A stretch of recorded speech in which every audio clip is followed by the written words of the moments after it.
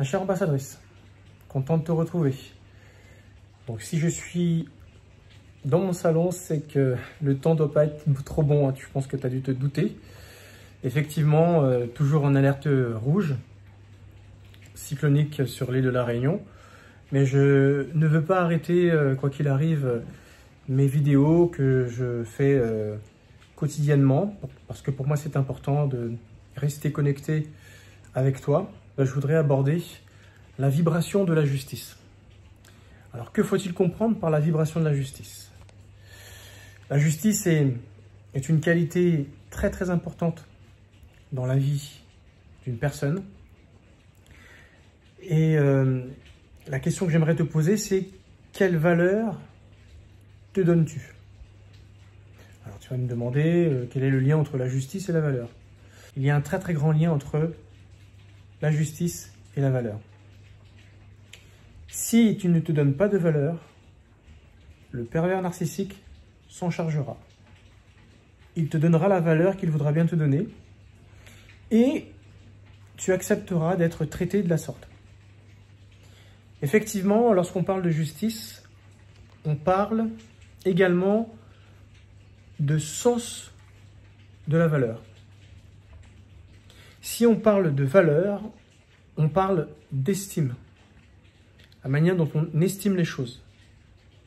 Et si on parle d'estime, estime de l'un, estime de soi, forcément, ce qui se cache derrière toutes ces choses, c'est l'amour, la considération qu'on a pour ces personnes, ces choses, cette façon de voir les choses, cette façon de faire les choses. Ça en revient toujours au respect qu'on a de certaines choses, la valeur qu'on donne aux choses, aux personnes, etc., etc. Donc tu vois, tout ce qui peut se cacher derrière la vibration de la justice, ça va très très loin. Mais sache une chose, c'est que souvent, les grandes valeurs humaines, telles que l'amour, la justice, le courage, la force de faire des choses, tu vois, ces quatre qualités, elles ont toutes en soi un lien commun avec la sagesse et l'amour qui est caché derrière. C'est pour cette raison qu'en réalité, lorsqu'on parle de justice, c'est pas simplement de la justice. Quand on creuse, donc je me suis fait l'exercice de creuser pour te montrer à quel point c'est important pour toi de te donner de la valeur, parce que quelque part, quand tu creuses, c'est toute la considération, c'est toute l'estime, tout l'amour que tu te donnes à toi. Si du coup tu ne t'en donnes pas, c'est pour ça que je t'ai dit, le pervers narcissique se chargera de t'en donner. Parce que tu vas forcément attirer les personnes qui vont comprendre que tu es une personne qui ne se donne pas, qui ne s'attribue pas de la valeur. Donc pour ces personnes-là, tu paraîtras comme une personne faible, manipulable. Et c'est tout simplement comme ça que tu deviens une proie, une victime au harcèlement, au pervers narcissique, au chantage, à la manipulation, etc., etc., etc. Si tu es devenu une proie facile, comme je te l'ai déjà expliqué sur une vidéo, c'est que tu as vécu des traumas dans ta vie. Souvent, pendant ta conception, peut-être quelques fois avant.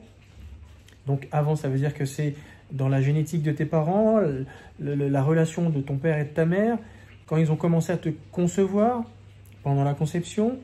Après, bien sûr, l'ambiance dans laquelle tu vois le jour, la façon dont tes parents vont t'éduquer, vont t'élever. Qu'est-ce que tu représentes au regard de tes parents? Tu es le fruit de quelle émotion? Parce que quand un homme et une femme conçoivent un enfant, chaque enfant est conçu toujours dans une ambiance émotionnelle. Il faut le savoir, ça. Et cette ambiance émotionnelle est quelque part ta carte d'identité épigénétique émotionnelle que tu vas porter mais toute ta vie. C'est pour ça que je me suis permis de te dire, avant ta conception, c'est-à-dire l'ambiance qui règne dans la vie de tes parents, avant de te concevoir. Ils ont déjà en fait l'influence, le côté, on va dire, expression épigénétique émotionnelle avant de te concevoir. Donc c'est déjà l'environnement, l'ambiance dans lequel tu vas être conçu.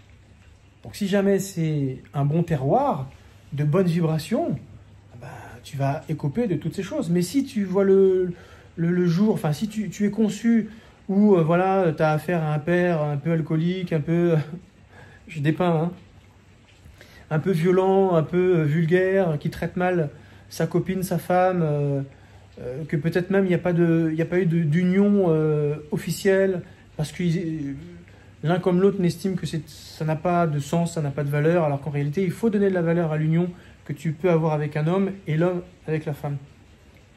C'est comme ça qu'on se traite. C'est pas juste, ouais, maintenant, on vit à une époque où ça n'a plus d'importance. Faux. Non, il faut donner de la valeur, il faut festoyer, fêter, donner une valeur. Et là, on est toujours dans le thème de la vidéo. Hein. Parce que si jamais, ouais, on se met ensemble, et puis, non, on ne déclare pas, ce qui fait que du jour au lendemain, ben, on se quitte. Puisqu'on, devant la loi, on n'a rien à devoir. Mais c'est exactement de la même manière que tu conçois tout ce que tu vas construire avec cette personne. Du jour au lendemain, si on ne s'entend plus, chacun prend ses clics et ses claques, et ça s'arrête là. Tout ce que tu as construit perd de sa valeur. Tu vois à quel point c'est hyper important la vibration de la justice avant ta conception, pendant ta conception, une fois que tu es né, l'éducation que tu vas recevoir. Est-ce qu'il va y avoir du favoritisme dans ta fratrie? Est-ce que tes parents vont t'élever avec une certaine attente venant de toi, ce qui fait que tu seras l'enfant à part?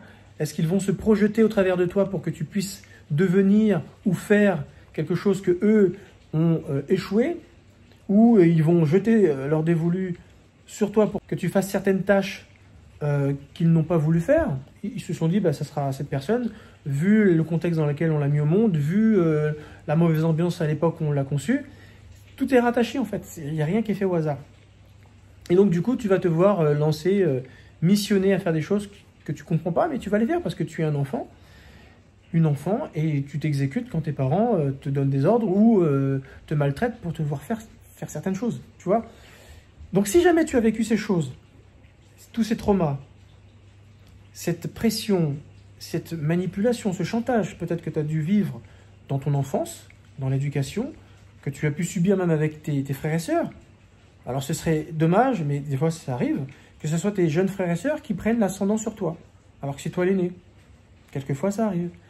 Des fois, c'est pas forcément le cas, mais si ça arrive, c'est dommage, parce que tu es quand même être, entre guillemets, le papa, la maman de substitution. C'est-à-dire que quand le papa ou la maman n'est pas là, ben, tu es garant de t'occuper de tes petits frères, tes petites sœurs. Parce que c'est toi l'aîné, c'est sur toi que tes parents vont faire tête. Hein. C'est souvent comme ça que ça se passe dans une famille. Donc, si je te parle de ton enfance, c'est pas pour rien. C'est parce que souvent, si les choses se sont passées de cette façon pour toi, ben, c'est normal que tu deviennes une proie, une victime de pervers narcissiques. Parce que tu n'as pas appris à recevoir de la valeur. Comment toi-même tu peux t'en donner à toi? Forcément. La façon dont tu as été traité, la façon dont tu as eu une place dans le monde, c'est tout simplement la place que tu vas accepter de prendre parce que tu n'auras pas connu autre chose. Donc, à cause de ces traumas que tu auras vécus, c'est comme si l'injustice est venue frapper à ta porte, à la porte de ton cœur, très tôt dans ta vie. Donc forcément, tu n'as pas appris à te donner de la valeur avec une juste mesure. Il ne faut pas non plus trop s'en donner, sinon on devient des enfants rois, on se la pète, on va croire qu'on est comme ci ou comme ça alors qu'en fait on n'est pas tout ça, on devient orgueilleux, imbu de sa personne. Donc quand je parle de justice, de valeur, c'est le juste milieu, ce que tu vaux véritablement. Ne pas en avoir du tout ou en avoir trop, les deux extrêmes ne sont pas bons. De toute façon, on sait pertinemment que les extrêmes, ce n'est pas une bonne chose. J'essaie de te dire par là que si jamais tu ne sais pas te donner de la valeur, d'autres se chargeront de t'en donner. Et généralement, ça sera toujours à leur fin. Tu vas forcément attirer les pervers narcissiques qui auront compris qu'avec toi, eh bien, ils pourront t'asservir, t'utiliser pour obtenir des choses comme un faire-valoir. Et étrangement, lorsque tu as manqué de valeur, étrangement, c'est souvent ces personnes-là qui développent des très très belles qualités humaines. Ce sont des gens patients. Parce que c'est des gens qui auront attendu toute leur enfance, toute leur vie d'adulte, et j'ai envie de dire toute leur vie, de recevoir de l'amour de leurs parents. Je n'ai jamais entendu mon père me dire qu'il m'aimait, ou ma mère, ou les deux. Et donc du coup, ces personnes peuvent attendre toute une vie, espérer que cet événement arrive, et en fait, ça ne vient jamais. J'ai même connu, quand j'étais jeune bioénergéticien, une femme qui, à l'âge de 50 ans, est morte du cancer. Je crois que c'était du pancréas, je ne sais plus lequel, ou du sein, je ne sais plus. Donc je ne pourrais pas me confirmer la chose, peu importe. Elle est morte du cancer à 50 ans. Est-ce que tu penses que c'est un âge pour mourir d'un cancer? Forcément, il y a un trauma psycho-émotionnel. Non. Elle a eu un premier cancer à l'âge de 30 ans. Est-ce que c'est un âge, et encore une fois de plus, pour attraper un cancer? Mais pas héréditaire. Ton cancer, celui que tu vas fabriquer. Pourquoi? Parce que très jeune, cette femme, elle avait compris que sa mère ne l'aimait pas et que c'était une personne qui attendait que sa mère un jour lui dise « Mais quand tu as 30 ans, tu n'as pas la même force mentale que lorsque tu en as 50. » Et donc du coup, à 30 ans, elle a réussi à s'en sortir sans traitement médical, sans le traitement allopathique habituel, avec des choses naturelles. Elle a réussi à s'en sortir. Elle était fière d'ailleurs de le dire, et je peux comprendre. Mais récidive à 50 ans, et ce qui l'a achevé, tiens-toi bien, elle était à l'hôpital, le cancer qui se redéclenche, sa mère qui était en déplacement est venue dans sa région, dans sa ville, elle était à l'hôpital, et elle s'attendait forcément que sa mère vienne lui rendre visite. Quand je te parle d'espoir, de recevoir de la valeur de ses parents, elle attendait que ça. Sa mère est venue, et elle a vu l'attitude de sa mère, qui a eu une attitude un petit peu, quand est-ce que tu sors? Bon, c'est rien. Quand elle a vu ça, ça l'a complètement achevée, et c'est là qu'elle s'est dit, en fait, ça sert à rien que j'attende, ça sert à rien que je garde espoir d'obtenir quelque chose qui ne viendra jamais. Ma mère, là, m'a prouvé qu'elle n'était pas prête, et qu'elle n'en avait pas envie, ou que peut-être elle est à des années-lumière, pour reconnaître que j'ai besoin d'entendre de sa part « Je t'aime, ma fille. Je suis fier de toi, ma fille. Tu as fait ça, ça, ça dans ta vie, c'est bien. » Des petites choses simples. T'imagines de quoi un enfant se nourrit? Ben, des choses normales, en fait, qu'un adulte est censé lui donner. Mais si jamais on copule et on fait des enfants sans les désirer, et que finalement, ils arrivent et on est obligé de s'en occuper, parce que c'est la loi qui veut que ça soit comme ça, pour ceux qui sont encore conscients qu'une fois que le bébé est là, ben, il faut s'en occuper, parce qu'il y en a certains, c'est direction la poubelle, la benne à ordures, et il y a des gens qui n'hésitent pas à faire des infanticides, et véritablement. Donc, elle est où la conscience de ces adultes qui ne veulent pas s'empêcher de copuler, parce que ça fait partie des besoins des êtres humains, mais par contre, prendre leurs précautions pour ne pas avoir d'enfants, non. Donc tu vois, tout ça, ça tourne autour de la justice, autour de la valeur des choses. Faire des choses sans valeur profonde. On consomme la vie, on a des rapports, on fait des enfants qu'on ne désire pas, on les élève mais on n'a pas envie de les avoir. Donc du coup, on ne leur donne pas l'amour dont ils ont besoin. Donc du coup, tu imagines très bien l'ambiance dans laquelle un enfant va naître, dans ces conditions. De quelle façon ça va le rendre? Et comme je te disais il y a quelques minutes, c'est souvent, étrangement, ce genre de personnes qui a vécu ce manque affectif, qui n'ont pas été sevrées sur le plan affectif, qui vont développer des belles qualités telles que la magnanimité, la longanimité, la patience, la bienveillance. C'est des gens qui auront beaucoup d'attention vis-à-vis de leur propre progéniture, parce que comme ils n'auront pas eu, ils seront prêts à donner énormément aux autres. Parce que je n'ai pas eu, donc du coup, je sais ce que c'est que manquer. Et je ne veux surtout pas faire la même erreur ou donner le même trauma aux enfants que je vais pouvoir concevoir. C'est souvent des bonnes personnes, mais des bonnes personnes tellement malheureuses, des bonnes personnes tellement dans l'attente de quelque chose qui va les nourrir au niveau de leurs propres valeurs. Et c'est ça que j'essaie de te faire passer comme message dans cette vidéo. Si tu t'es rendu compte que ça ne sert à rien d'attendre quoi que ce soit de tes parents, parce que c'est d'eux que ta valeur se construit, si tu as compris que c'était peine perdue, eh bien n'attends plus rien. Toi, apprends à reconnaître quelle est ta valeur. L'exercice que je t'invite à faire, c'est de prendre une feuille de papier avec toute honnêteté. Sois honnête avec toi. Tu écris sur cette feuille de papier toutes les choses qui, pour toi, ont de la valeur dans la vie.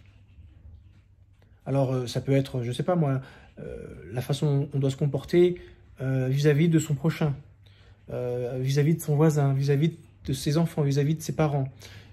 Voilà, sans parler de ton trauma personnel, hein, sans transparaître ta colère. Parce que si tu es en colère, ça prouve que, quelque part, tu es contre quelque chose. Mais comment toi, tu estimes que les choses devraient être? Parce que si tu exprimes ça sur cette feuille de papier, tu parleras, en fait, de tes valeurs profondes. Celles qui te touchent et celles pourquoi tu, en temps normal, es prêt à vivre, es prêt à défendre. Et là, on est vraiment complètement dans la justice, dans la vibration de la justice. Une fois que tu as fait cet exercice, que tu as marqué sur cette feuille de papier, qu'est-ce qui pour toi dans la vie a de la valeur? Pour toi, pour ton prochain, pour tes enfants, pour ton mari, pour ta femme, etc., etc. Attribue-toi ces valeurs, parce que ça veut dire que tu les penses profondément. Attribue-toi ces valeurs. Si jamais, par exemple, je te donne un exemple, si tu as marqué, pour moi c'est important d'éduquer correctement son enfant, eh bien attribue-toi cette chose, parce que pour toi c'est important. J'éduque correctement mon enfant. Je donne des valeurs morales à mon enfant, pour aller toujours dans cette ligne de pensée. Je m'occupe avec beaucoup d'attention de mon enfant. Je suis quelqu'un qui est attentionné vis-à-vis de mon enfant. Et une fois que tu te seras assujetti à cette justice, à ces valeurs,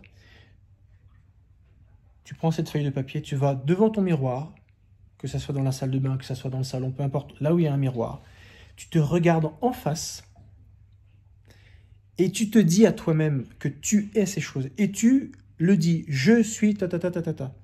Je fais ta ta ta ta ta ta. Je pense ta ta ta ta ta ta. Je ressens ta ta ta ta ta ta.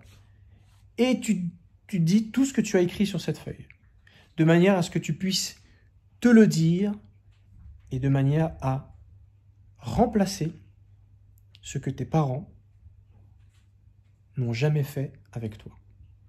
Et une fois que tu auras fait cet exercice, c'est comme si tu te seras rendu justice à toi-même en te redonnant de la valeur. Cet exercice est très très puissant. Parce que, comme je t'ai dit tout à l'heure,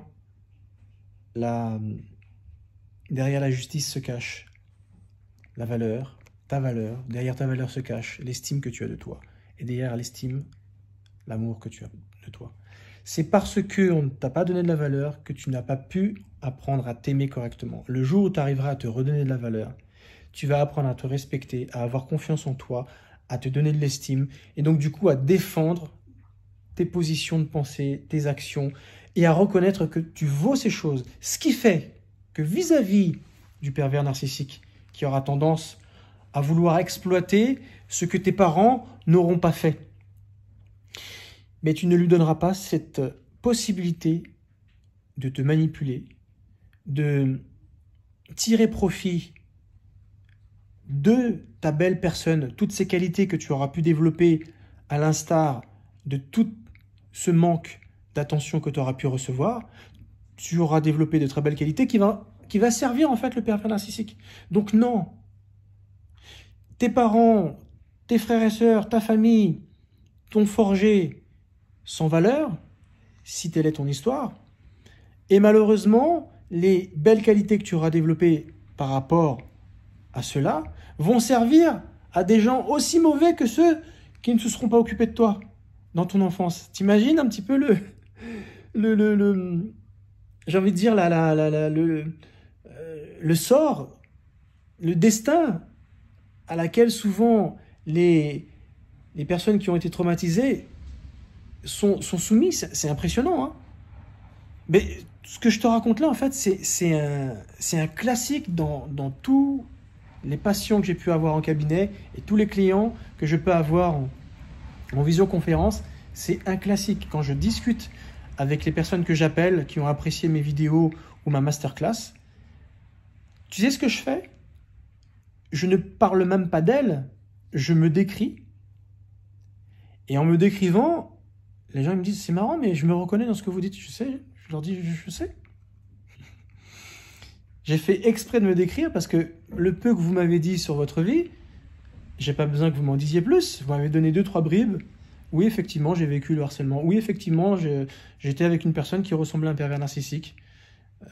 Et donc, du coup, je vous dis simplement, je suppose que vous avez telle ou telle qualité, que vous êtes une personne qui se plie en 4 pour servir l'autre, que vous aimez bien les choses authentiques, que vous êtes une personne qui aimait la vérité, vous n'aimez pas le mensonge, que lorsqu'on vous accable, qu'on vous juge mal, qu'on est dur avec vous, bah, ça vous fait mal au cœur parce que vous ne vous attendiez pas qu'une personne qui vous aime soit aussi dure avec vous. Oui, c'est vrai ça. Et petit à petit, je lui dis, mais vous savez, je ne vous ai pas décrit, je me suis décrit. Je dis, mais c'est exactement ça, je me reconnais, oui, parce qu'en fait, on est pareil, tout simplement. Si on a subi des traumas de notre enfance qui ne sont pas normales, qui ont fait de nous des victimes, parce qu'on n'a pas appris à avoir de la valeur, donc du coup à s'en donner, eh bien on va devenir des personnes qui vont développer des belles qualités telles que l'empathie, la compassion, la bienveillance, la bonté, la maîtrise de soi, etc., etc. Et on sera prêt, comme par hasard, à vouloir aider les autres. On a toujours un côté altruiste. Alors qu'en réalité, c'est de nous qu'on devrait s'occuper. Tu vois le truc? Les trucs sont à l'envers. Donc du coup, c'est ce que j'essaie de faire au travers de cette vidéo. Redonne-toi de la valeur. Apprends à être juste avec toi. C'est en te donnant la valeur qui t'est due que tu vas te rendre justice. Te rendant justice, tu vas pouvoir véritablement t'aimer, avoir de l'estime, confiance en toi, véritablement être capable d'utiliser toutes ces belles qualités pour ceux qui le méritent et pas pour le pervers narcissique qui va être un vrai morpion, un vrai morbac à ce moment-là de ta vie parce qu'il aura compris que tu auras beaucoup à donner. J'en ai terminé avec cette vidéo, je pourrais tellement rajouter, mais je regarde l'heure, je me dis, je pense que là, j'ai épuré le sujet. Fais cet exercice, véritablement, fais-le, fais-le. Je te remercie, d'autres vidéos viendront où je n'hésiterai surtout pas à te lâcher toujours quelques petites pépites pour te donner goût d'aller plus loin.